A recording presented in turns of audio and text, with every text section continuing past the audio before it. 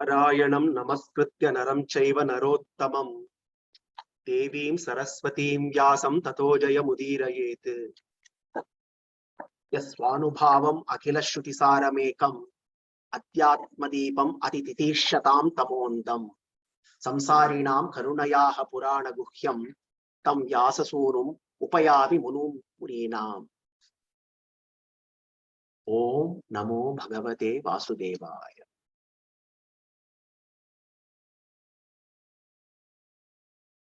One of the highlights of Srimad Bhagavatam is Dhruva Stuti. Bhagavatam is filled with several stutis. Every stuti has its own speciality. The speciality of Dhruva Stuti is it is composed by a 5-year-old child. A child who has not gone through the rigors of studying the Shastras. But when we deep dive into Dhruva Stuti, we see that it is an outpouring of not just ordinary bhakti, but profound wisdom, which is only possible when someone is blessed with abundance of jnana, shastra jnana. So that is why Dhruva Stuti is so very special, because Bhagavan lighted the lamp of jnana possibly to listen to his own glories being sung by a little child. Jnana deepena bhasvata. As we saw, Krishna assures that he shall light the lamp of wisdom in the minds of those who are sincere, who are earnest, who truly earn to connect with him and stay connected with him. Dhruva is blessed to have Narada as his guru, who gave him the framework to perform dhyana to Narayana, and also gave him the profound mantra, Om Namo Bhagavate Vasudevaya. As instructed by Narada, Dhruva proceeds to Madhuvana on the banks of Yamuna, and he begins austerities. He performs austerities for 6 months, constantly chanting the Mahamantra.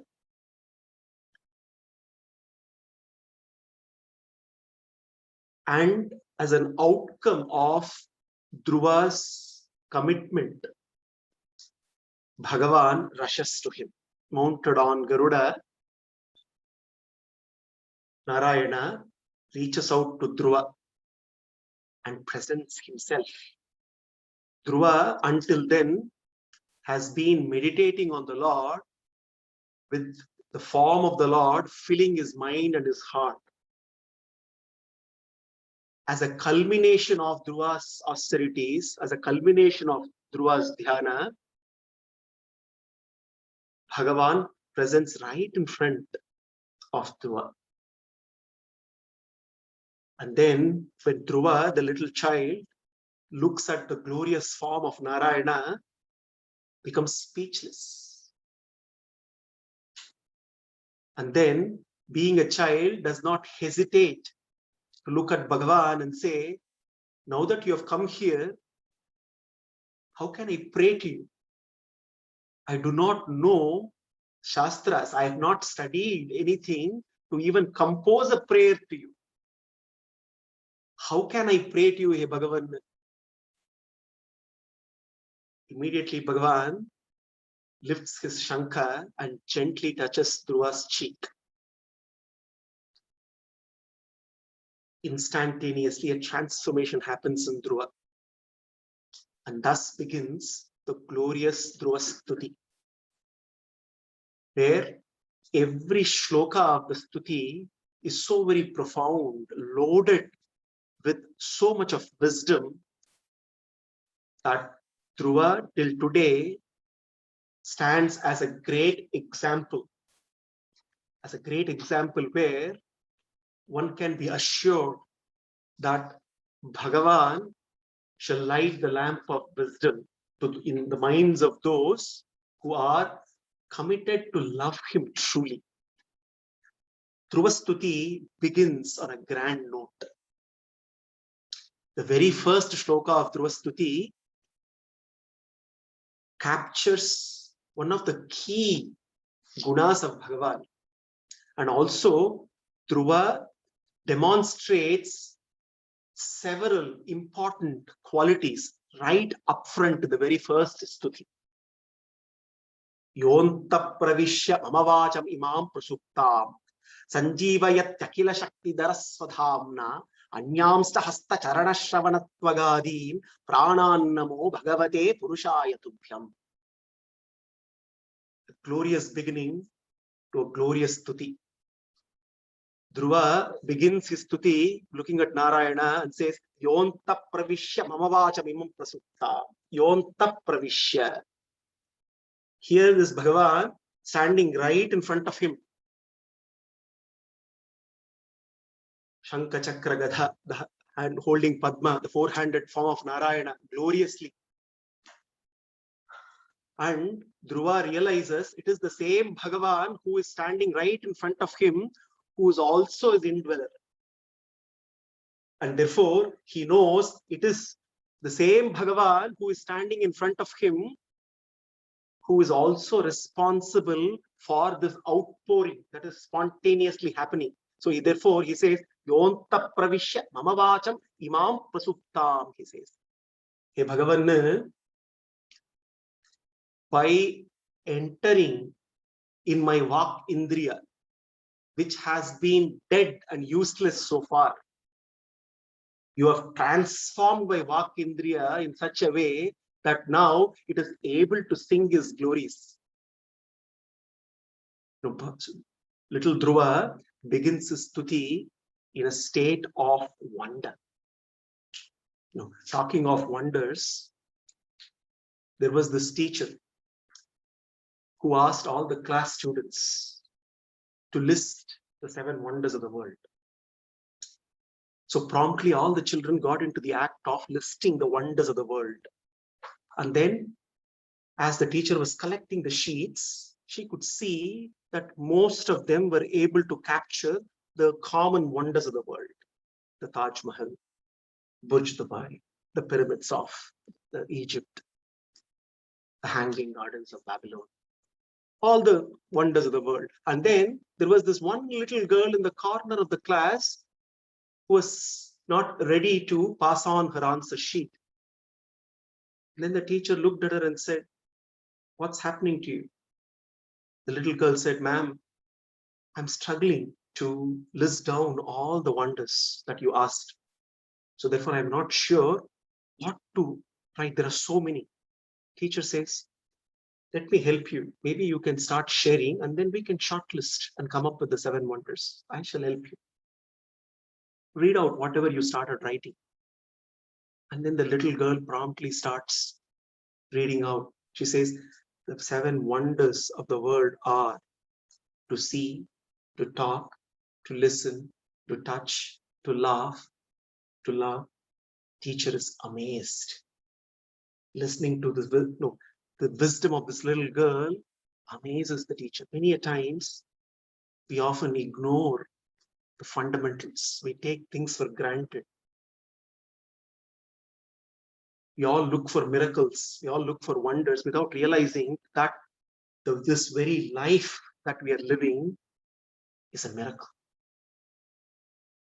Everything that we do is a miracle.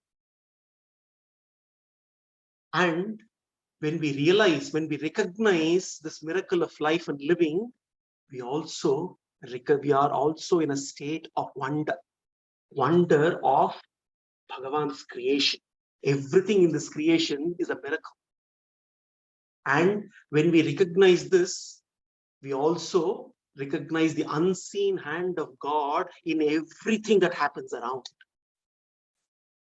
This unseen hand of God, His grace. And we realize that nothing happens without His grace. Everything happens only with His grace. Unfortunately, we fail to recognize and acknowledge His grace. Let me give a simple example.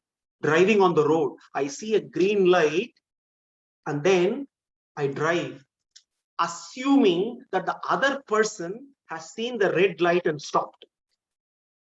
This assumption is rooted in grace. I breathe out with an assumption that there is oxygen available for me to breathe in. This assumption is rooted in grace.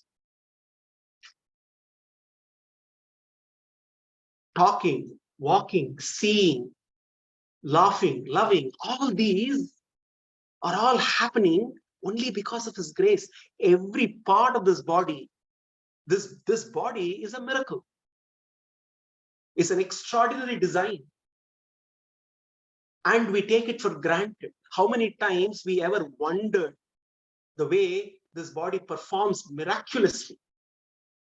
We don't even put any effort for the heart to keep pumping blood. It happens all the time. It's made of tissues. This heart is a wondrous design. Pumping blood all the time and ticking all the time, right before even we arrived on this planet. Wonder of wonders. But unfortunately, as we grow up, that sense of wonder is lost. We stop wondering, we become mechanical. We take everything for granted. And in that process, we also fail to acknowledge Bhagavan's grace at work all the time. Luckily for Dhruva is a child, and that sense of wonder is very much intact. Therefore, he begins his stuti in awe. Dhruva is in a state of awe. He is in wonder. He is in wonder of Bhagavan's creation. And he says, Yonta pravishya mamavacham imam prasupta. My Vakindriya was never used till now. It was used for all wrong purposes. It was useless. And only now, because of you, because of your sankalpa jnana with which you have transformed my Vakindriya, so that it is able to now sing your glories. What a miracle. And he says, Sanjeevayat Takila Shaktidhara Swadhamna. Your presence within me has revitalized me, rejuvenated me. Now Dhruva realizes 6 months of austerities were possible not because of his own efforts. It is Bhagavan's presence within him, which kept him revitalized, rejuvenated throughout when he performed all the austerities. And now, if he is able to sing out Bhagavan's glories, compose this glorious stuti, it is only because of the transformation that is happening, brought about by his sankalpa jnana. Yonta pravishya, Dhruva says. Dhruva clearly recognizes the immanence of Bhagavan. The Upanishads gloriously declare, Soka mayata, bahusyam prajayeti, satapotaptya, sapotapata, idagum srishtva, antapravishya. So Bhagavan not only creates, tadevanupravishat, tadanupravishya. He not only creates, but after creating, he enters. Bahusyam prajayeti.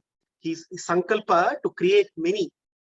Tat srishtva, tadevanupravishat, tadanupravishya, satyatyaccha bhavat. So everything happens, all this glorious world gets created after Bhagavan wills with his sankalpa, and this creation is only possible because of his immanence. That's here Dhruva very clearly says, Yonta Pravishya, the immanence of Bhagavan. Very important to recognize. Without him, there is nothing.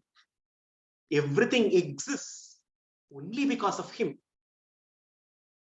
Therefore, Dhruva says, your immanence is what has made everything possible. And he says, Anyamsta hasta charana shravanatvagadi pranan. Every faculty of mine, hasta, my hands, charana, my legs, shravana, my ears, tvag, my skin, adin, all my indriyas, pranan, including my prana, all are working properly only because of your immanence. Without your immanence, none of them is capable of performing its function properly. Dhruva is looking back 6 months of austerities. Dhruva possibly thought, I am the one who performed them. Right? At this very moment, with Bhagavan's presence right in front of him, realization dawns. Everything happened because of his grace. Everything happened because of his immanence.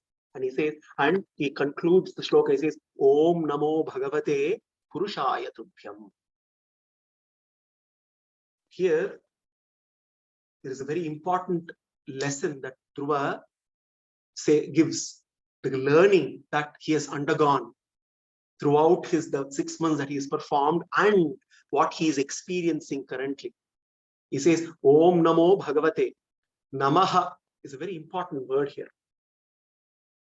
Namaha, simply translated, is prostrations. So prostrations, hey Bhagavan. But Namaha has 2 important syllables. Na, Maha. Maha, mine. Maha signifies I belong to myself, which means I am my master. I am the master. I am independent. Maha, I belong to myself. I am the master. That's Maha. Na signifies negation. Namaha is negation, not mine. Negation. I do not belong to myself, which means I am not the master. He is the master. Namaha is so very important that even the way the syllables are put together starts with Na and ends with Maha. It cannot start with Maha. Why? Somebody may ask. The moment one says Maha, when says mine, that Mamakara and Ahankara in one will not allow to one to negate. They will stop short of saying, after saying Maha, one will not say Na. So therefore, it is important to start with Na. Namaha. It cannot be Mahana. So therefore, here Dhruva clearly looks at Narayana and says, I have understood something very important here, Bhagavan. What did I understand? Till now, I believed in you. So far, Dhruva was believing in Bhagavan. But now he says, I realize believing alone is not enough. I need to belong to you. I need to realize that I belong to you. What is the difference in between these 2 states? Most often, we all are in a state of believing Bhagavan. When we believe in Bhagavan, when we believe in him, then we expect him to do our work. We believe in him and we have a long list. Hey, Bhagavan, you are there. You are my guide. You are my facilitator. And therefore, I believe in you. I want you to carry out my work. But when I realize I belong to him, then I also realize that it is not he who needs to do my work. I exist only to do his work. Therefore, Dhruva here realizes, so far he has been in a state of believing Bhagavan, belief in Narayana. But now he realizes that he belongs to him. And therefore, with that also comes another important realization here. By openly expressing that, hey Bhagavan, I am not the master of this body. I am not the master of my senses. All my senses are functioning only because of your immanence. If I am able to compose this prayer to you, it is only because of your power within. Dhruva also here expresses utmost humility, which is also very, very important. He knows that he has power, but his power is to be used only to access a greater power. And Dhruva realizes that the power given to him is only to access a greater power. And when one accesses the greater power, everything is possible. And Dhruva starts off his mission looking at a huge goal, and now he realizes anything is possible if one can access the greatest power that is available, the limitless power of Bhagavan. And therefore, Dhruva says, Anyamscha hastacharana shravanatvagadi pranan namo bhagavate purushaya tubhyam. Om namo bhagavate purushaya tubhyam, he says. Then Dhruva looks at Bhagavan and says, I know you are here right in front of me, and I know you are right inside me as well. I will now celebrate your Karanatva. Ekastvam Bhagavan idamatma shakya mayakyayoru gunaya ahadadyasesham srishtvanuvishya purushas tadasad guneshu naneva vibhavasuvat vibhasi. Very essence of all the Upanishads here. Dhruva, the little child who has not studied the Vedas and the Vedanta, is now able to give the very essence of all the Shastras here. He looks at Bhagavan and says, Ekastvam eva Bhagavan idamatma shaktya. I know there is only one cause. There is only one cause for this. And you are the cause of all causes. You are the cause of all the effects that we see. This reminds me of the glorious prayer of Brahma. Now, Parashara captures Brahma's prayer in Vishnu Purana. Karanam cha karyam cha karanasyapi karanam karyasyapi yakkaryam prasidatu sanoharihi. Karya karyasya yakkaryam tat karyasyapi asvayam tat karya karya bhuto me yastatascha pranatasmatam, he says. Karyam cha karanam cha karyam cha karanasyapi. He says, you are the cause, you are the effect. You are the cause of all causes, and you are the effects of all effects. And then he says, Karyasyapi cha yakkaryam tat karyasyapi asvayam tat karya karya bhuto me yastatascha pranatasmatam. He uses 6 karyas. Karya, karya, karya, karya, karya, karya. 6 effects. You are the effect of the effect of the effect of the effect of the effect of the effect. Essentially saying, as creation happens, and one after the other, the building blocks emanate, you are the Antaryami in each. And therefore, the 6 effects there are Mula Prakriti, from Mahan from Mula Prakriti, Ahankara from Mahan, the Panchatanmatras from Ahankara, Panchabhutas from Panchatanmatras, and this Brahmanda from all the Panchabhutas. Effect of the effect of the effect of the effect of the effect of the effect. Each of these, as they emanate, it is only possible because of his sankalpa, and he as an Antaryami ensures that all this evolution of the building blocks of the physical world happens. Here, Dhruva is echoing the same message. Ekastvam eva Bhagavan idamatma shaktya. You are the cause. You are the cause of this entire universe, idam, this whole world, and you have created this whole world, Atma Shaktya. Atma Shaktya here is with Sankalpa Shakti. With your Sankalpa Shakti, you willed, and Sokamayata Bahusyam Prajayeti. He willed, and everything happened. All this creation happened. So he says, Atma Shaktya Mayakyayor Gunaya Mahadadi Sesham. Mahat Adi, all the from Mula Prakriti to Mahan to Ahankara to all the Tanmatras to Panchabhutas to Brahmand, all this was created just because of your Sankalpa Shakti and Mayakhayor with your Sankalpa, you using Prakriti, which is made up of 3 gunas, you created this entire world. And he says, Srishtvanuvishya Purushas Tadasad Guneshu. And you created it, and you also entered each and every entity together with the Jivatma. Srishtvanuvishya Purushas Tadasad Guneshu. It's like in every entity that is created, there is Achit Tattva, which is, and inside the Achit Tattva, there is the Jivatma and the Paramatma together. It's like an injection into a, into a banana. So entry of the medicine. So the Jivatma enters. It's like the syringe, the needle which is poking into is the Atma, and the medicine inside is like the Paramatma.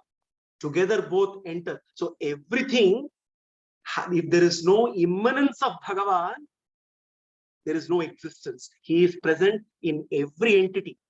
And he says, Naneva darushu vibhava suvad vibhasi. Just like how when fire, he gives a glorious example here. Just like when fire enters different forms of wooden sticks, it burns brilliantly in different varieties. You see different varieties of fire. Fire has no variety.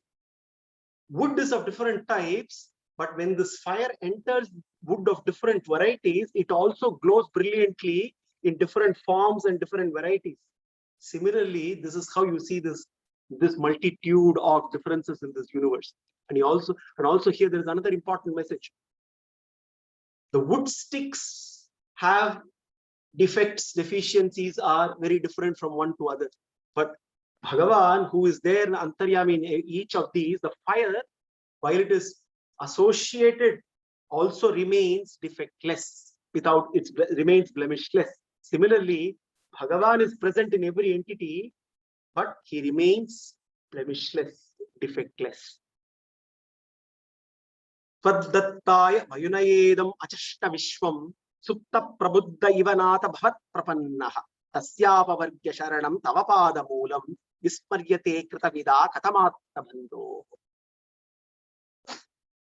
Dhruva now looks at Bhagavan and says, now I have realized in Narayana, Taddattaya vayunayedam achashta vishwam. Vayunaya is here knowledge. Taddattaya vayunayedam achashta vishwam. I realize now how Brahma managed to create, how Brahma as a creator is functioning. I realize how it is possible. Supta prabuddha ivanata bhavat prapannaha. Bhavat prapanna here is Brahma, is referring to Brahma, who was the first one to surrender to Narayana. Supta prabuddha ivanata. Just like how when one wakes up after sleep, suddenly realizes that there are duties to be performed. Similarly, Brahma, it seems, realized that there is a duty to be performed. Creation has to happen. He surrendered to Narayana. And then now I recognize that it is the knowledge that you gave to him, the jnana that you gave to him, because of which he was able to see the purpose of this universe, and he was able to engage in the activity of creation.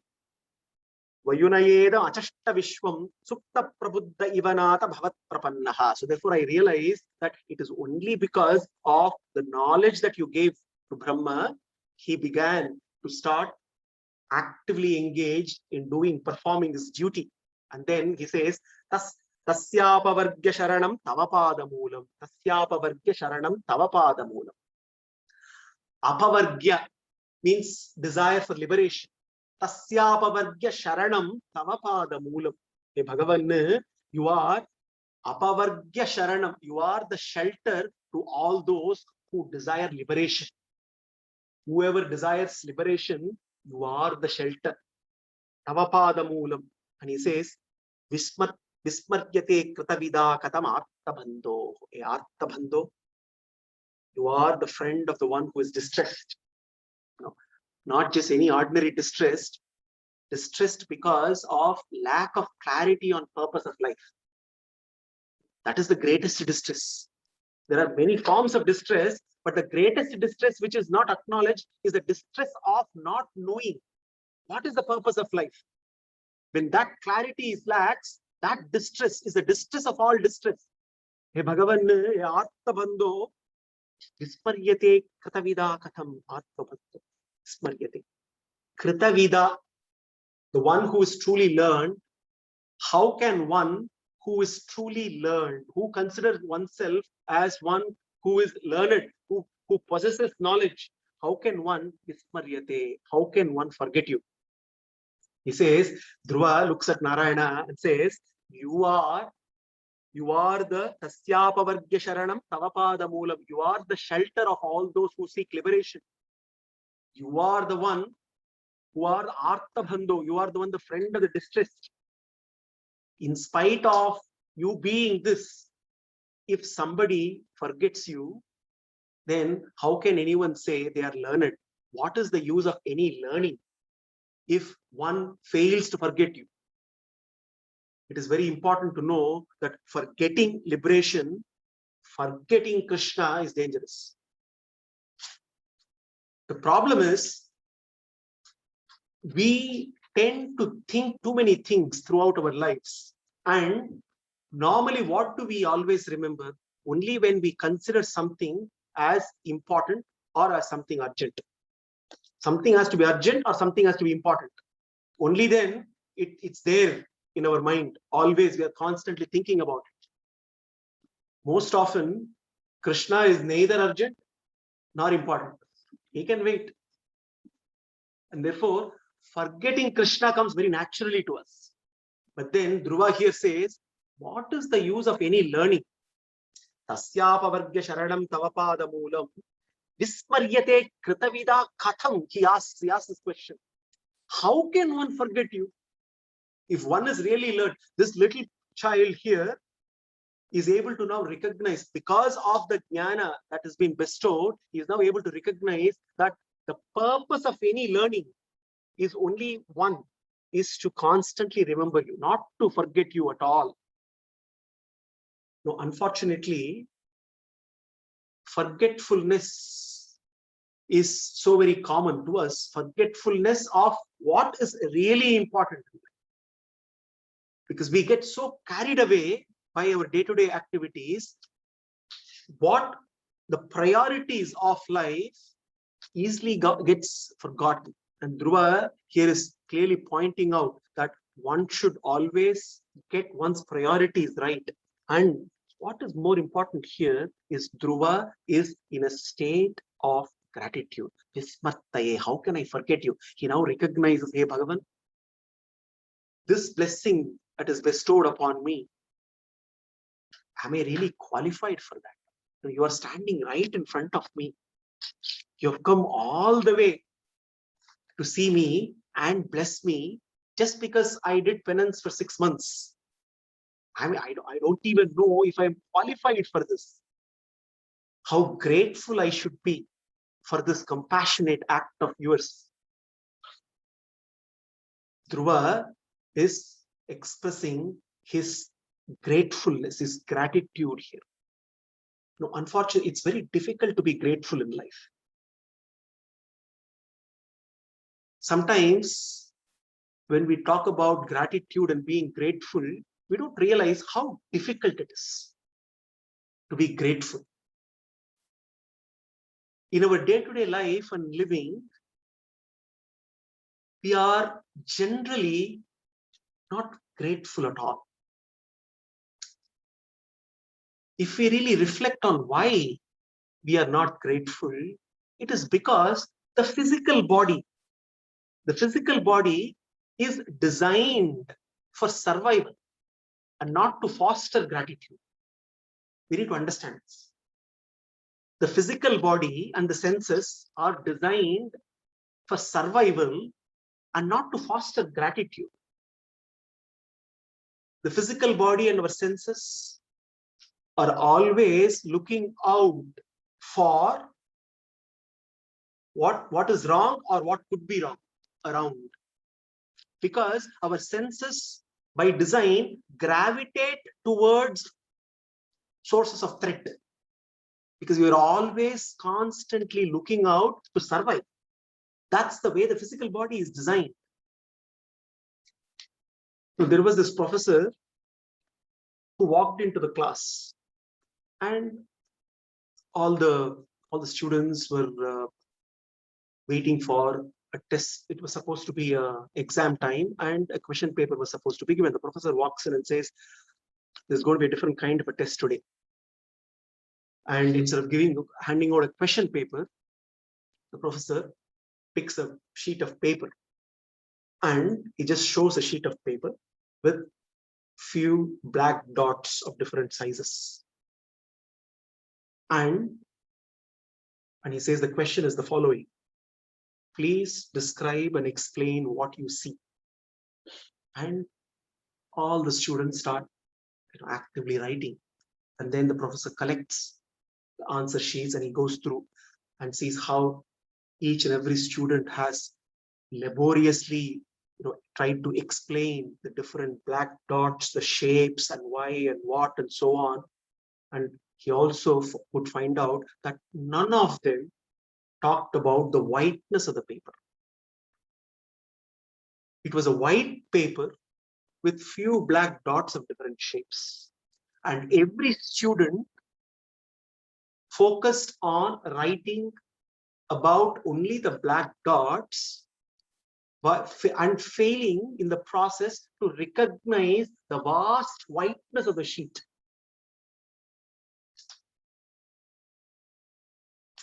By design, this body and the senses are always looking out for what is wrong around, or what could be wrong around. And in that process, what is right is completely missed out or ignored.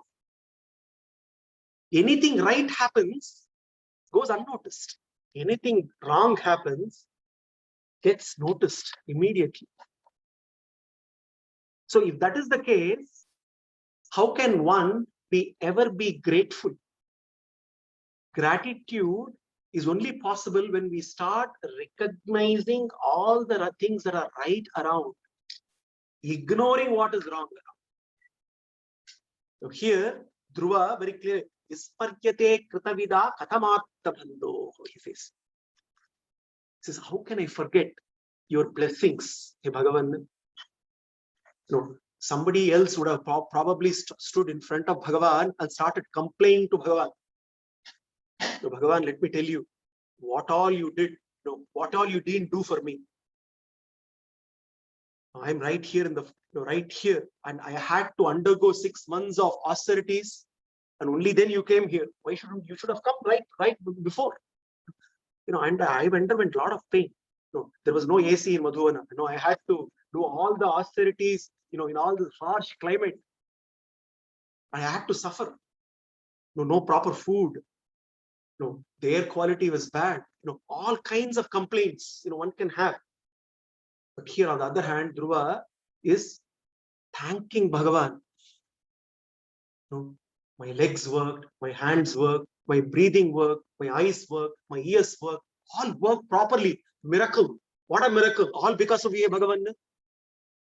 Because of you, I could do, I achieved what nobody else possibly couldn't achieve. Therefore, I'm really thankful to you. So this is what makes Dhruva stand out. And this is where Dhruva, also the transformation that we talked about in Dhruva. Dhruva, the one who started off looking at achieving the largest material goal possible, we see that transformation also happening in Dhruva. Now he's thanking Bhagavan for all his blessings, for bountifully blessing him. Therefore, when one is grateful, one is really complete. One doesn't need anything else. That fullness within, the Purnatva, comes in with gratefulness. And this is exactly what's happening to Dhruva. Because Dhruva, as he starts experiencing, relishing the Divya Mangala Vigraha of Narayana, and as he is experiencing him, he also is feeling that Purnatva within him. which essentially means that he is no longer desperately wanting things he wanted before. Looks at Narayana and says, Hey Bhagavan, Nyunam Vimushtamatayaha Tavamayayate Yetvam Bhavapya Vimokshanam Anyaheto Achanti Kalpakatarum Gunapopapokhyam Ichanti Yatsparshajam Reyepi Nranam. Narayana, Nyunam Vimushtamatayaha uses a beautiful phrase here. Vimushtamatayaha, he says. Vimushtamatayaha. One who does not have the right kind of intelligence, wrong intelligence. Vimushtamatayaha. One who has defective intelligence, wrong intelligence. No, it is like when a knife is constantly used to cut onions, it becomes useless to be used for cutting other vegetables. Similarly, if the intellect is soaked constantly in worldliness, it will become incapable of making discriminations, discriminating right from the wrong. So a mind which is soaked in worldliness, nunam vimushtamatayaha, one whose mind is soaked in worldliness, tava mayayate, it is because of your maya, your prakriti only.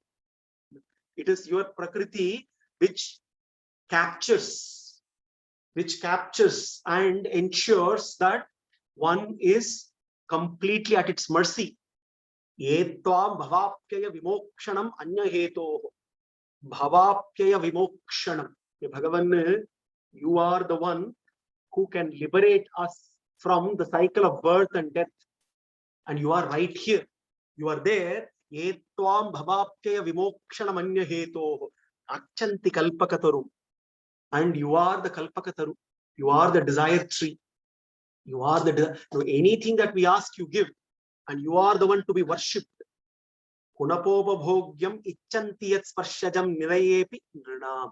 Now, Dhruva is wondering, Bhagavan, when you are there, the one who is the cause of liberation of from the cycle of birth and death, then why should anyone ask anything else from you? This little boy now is wondering, why people ask so many things from you?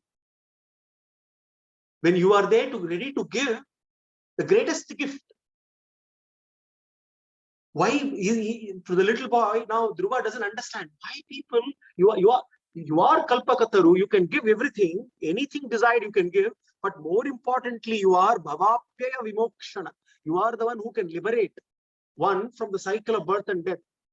So why people, instead of asking you for moksha, ask you something, everything else and not moksha? I don't understand. Nyunam vimush. Now I know why. Nyunam vimushtamatayah tavamayayate. Because of their mind being soaked in worldliness.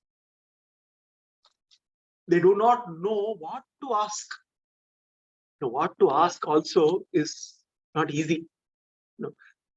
Asking, if somebody can give everything, what will we ask? We will struggle to ask.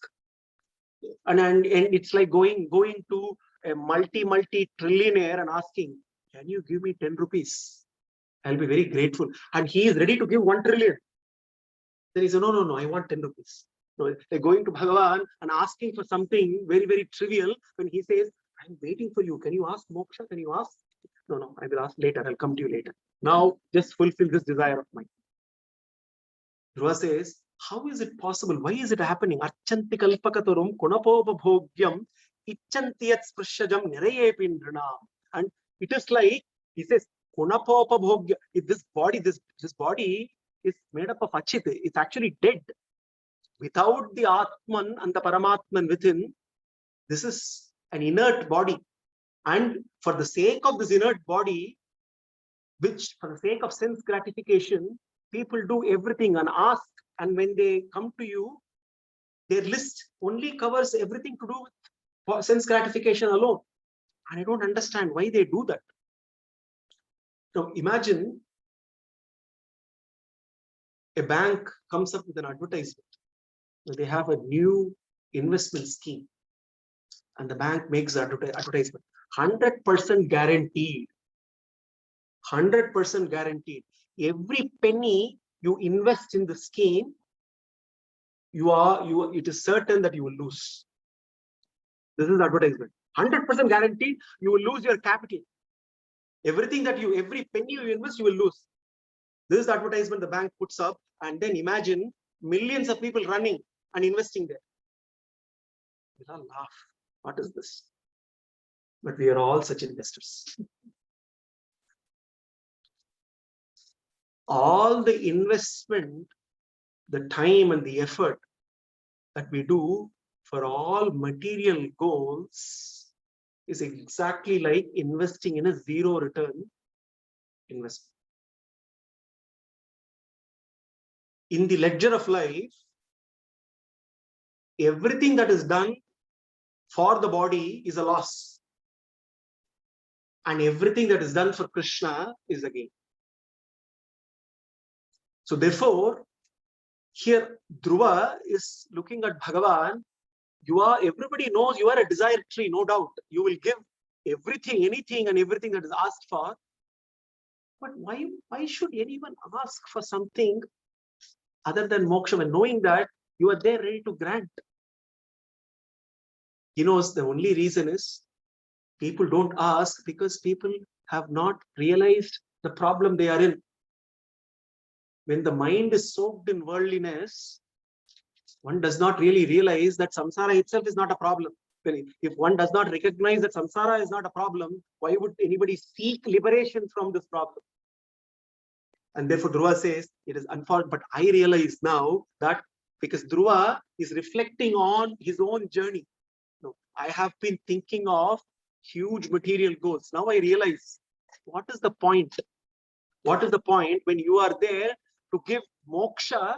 Why should I ask for anything less?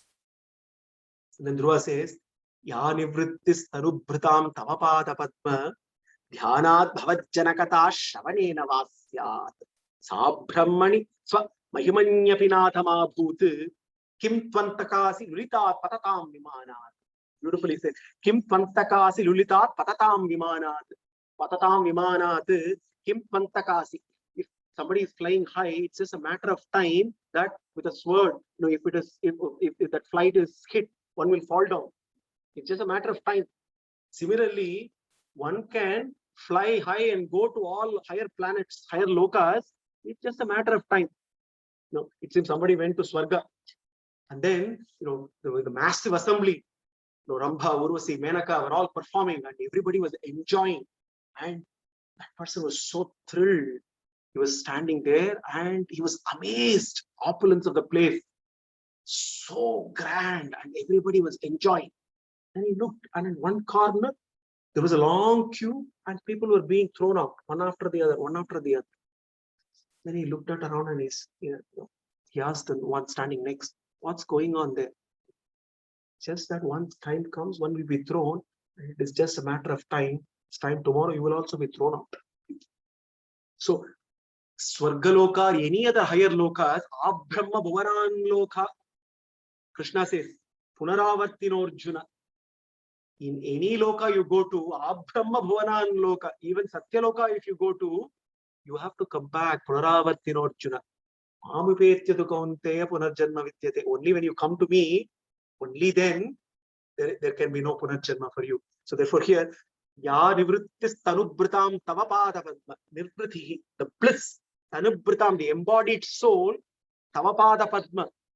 Now, Dhruva is talking about the bliss of experiencing Narayana. He says, the bliss of experiencing you. The bliss of experiencing you, He Bhagavan, nirvritis tanubhritam tavapada padma. By constantly contemplating on your lotus feet, the bliss that I'm experiencing, let me share with you the kind of bliss. That bliss that I'm able to experience, dhyanat bhavajjanakata shravanena vasyad, and also the bliss I'm able to experience when I listen to your glories. That is limitless. There is no comparison to the bliss. He says, Sabhrahmani swa mahimanyapinatama bhut. When compared to Kaivalya Anubhava, Atmanyeva Atmana Tushtaha, experiencing one's own Atman is also blissful. But Dhruva says, this bliss is several times greater than that bliss, no comparison whatsoever. If that is the case, what is the bliss or what is the happiness that one can experience by going to higher lokas? That happiness is temporary, it's transient. Therefore, I do not want. All that bliss that I want is the bliss of experiencing. I want to stay constantly contemplating on your lotus feet and enjoy and relish your beautiful form. All that I want is that bliss. And then Dhruva says, Bhakti muhu pravatam tvayime pasanga. Now, Dhruva knows that sooner or later he needs to go back. He has to go back now. He has achieved the mission of meeting Narayana. Now he needs to go back, but now he's now praying to Bhagavan. He says, Bhakti muhu pravatam tvayime prasangaha bhuyad ananta mahatam amalashayanam. Hey Ananta, a limitless one. You have to bless me. You have to bless me that I stay associated with all your bhaktas. Even when I go back, I need to stay associated. Bhakti muhu pravatam tvayime prasanga. Those who are constantly engaged in serving you with love, your great bhaktas, I want to be only associated with them. Only then I can also stay a bhakta. Dhruva knows it is very important to stay together with, again, importance of satsang. To stay connected with Bhagavan, one needs to stay connected with Bhagavatas. And Dhruva here is asking, praying for constant association with his Bhagavan's bhaktas. Tvayime prasangaha bhuyad ananta mahatam amalashayana. Those bhaktas of yours who are pure in their mind. And because of that, they are able to constantly stay performing loving devotional service to you. Enanjasolbhanam uru yasanam bhavadbihi nishye bhavat guna katamrita panamantaha. He says, there is only one thing I want from now on.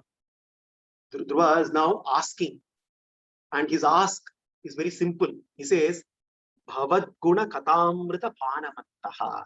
I just want to experience madness. Panamantaha, drinking Bhagavad guna katamrita. Your amrita, drinking the amrita of your glories. I just want, he says, I want to be mad. We are wondering, what is this? Dhruva wants to become mad. We need to understand that all forms of madness is caused by separation.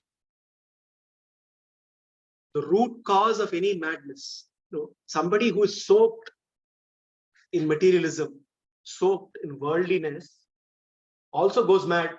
The madness there is because of separation from the objects one wants to possess. When one loves somebody so very dearly and one gets separated, one goes mad. And when one has an object which he thinks is the greatest possession of life and one loses that object in separation, one goes mad. Similarly, when one gets separated, the feeling of separateness from Bhagavan causes divine madness. Dhruva is talking about that divine madness. So in reality, we all talk about made for each other when it comes to mortal relationships. Unfortunately, there is no real made for each other in mortal relationships. Every mortal relationship starts off with mad for each other and ends up at mad at each other. That's about it. Real made for each other relationship is between Jivatma and Paramatma. They are made for each other forever, eternally made for each other. Dhruva recognizes that. And therefore, when the two are made for each other eternally, they are always mad for each other also. Jivatma is mad for Paramatma, Paramatma is mad for Jiva. Both of them cannot stay separated from each other.